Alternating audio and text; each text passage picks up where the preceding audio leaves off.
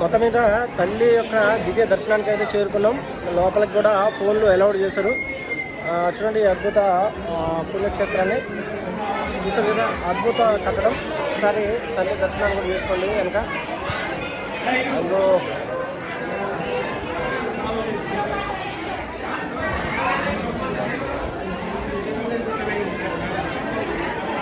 ఇది పావాగఢ్ మహాకాళి మాత తల్లి యొక్క దివ్య పుణ్యక్షేత్రం.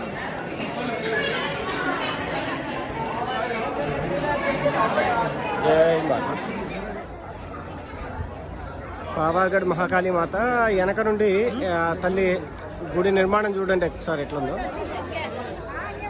ఇది కొండ పైన ఒకటే కొండని తొలిచి ఇదంతా ఏర్పాటు చేయడం జరిగింది. ఇంతకుముందు ఇంత లేదు, కొద్దిగానే ఉండేది. ఇప్పుడు ఈ కొండ నిర్మాణాన్ని, ఇది కొండ మీద ఈ కాళీమాత గుడి నిర్మాణం చూసారు ఎంత అద్భుతంగా జరిగింది.